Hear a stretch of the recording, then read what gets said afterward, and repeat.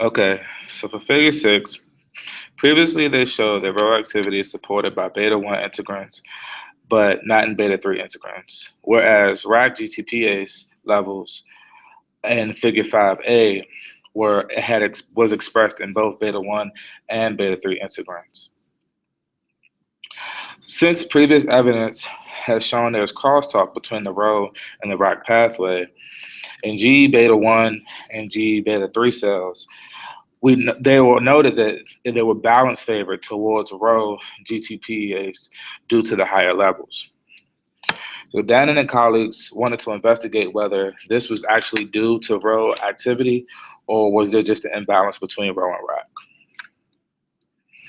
So they decided to create a transient mutant to see if there were any morphological convergence between the beta 1 and beta 3 morphology. In figure A, you see that there was a bit of a morphological change. You see there's some type of cell membrane rearrangement. But you also see, based on the grain fluorescent protein, that Paxin is also there was also a decrease in Paxin levels. So in figure 6B, we see that undeniably that Paxin played a part in being decreased, and Paxin is an important protein because it adheres cells to the extracellular matrix. And we clearly see that there are still cells that are expressed. RAC is still being expressed in the beta 3 and the beta 1 cell lines. So they then looked at the GTPase levels of both RAC and Rho, and what they observed was that RAC activity was increased, but there were no decline in the Rho levels.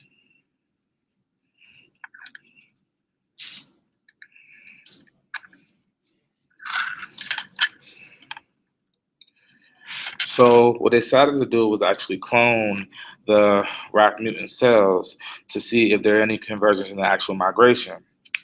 What they noted was the beta 1 cells exhibit a round morphology, and with the PMA application that there was some induced cytoskeleton reorganization. And in the wounded cells, they realized the wounded cells were insufficient and they moved very erratic.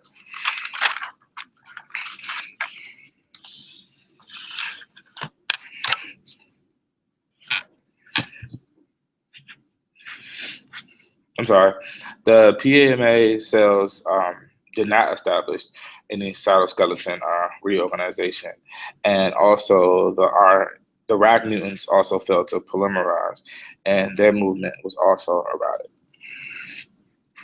And previously, back in figure 3, we established that Coughlin played a significant role in actin cytoskeleton polymerization. So what they decided to do was phosphorylate Coughlin on the SER3 and the beta 1 integrants in figures, what you see here in figures 6E and 6F. As you can see, there was no attenuation in Coughlin activity. And we also see that, and this was to suggest that since there was no attenuation, that maybe that the RAC mutant didn't have enough Coughlin, or it had no effect on the increase of cytoskeleton polymerization. So what they decided to do was to create an actual Coughlin mutant in combination with the RAC mutant to see if they can induce change. And as you see here, the cells had expressed both RAC and Coughlin, and reorganization did occur in response to the PMA. But as you can see here, the cells were distorted, and others exhibited beta 3 phenotypes. Some of the cells that had converted to the beta 3 had initiated membrane extension of the leading edge, But however, there was no migration that occurred.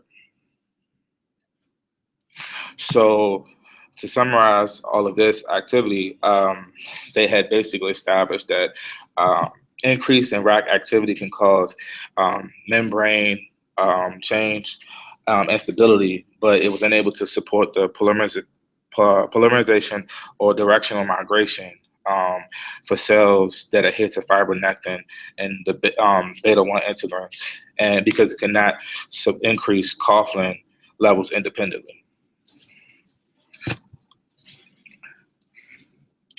So in Figure 7, they created a model that basically summarized what that we had already established throughout their experiments that they performed.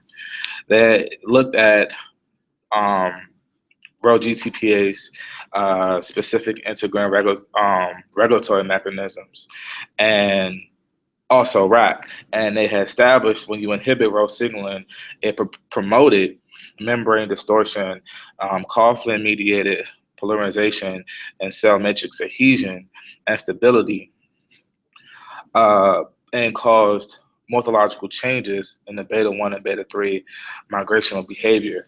But in contrast, RAC also promotes membrane reorganization, but could not sustain or regulate coughlin activity, and caused only a partial conformational change in the beta 1 and beta 3 migrations.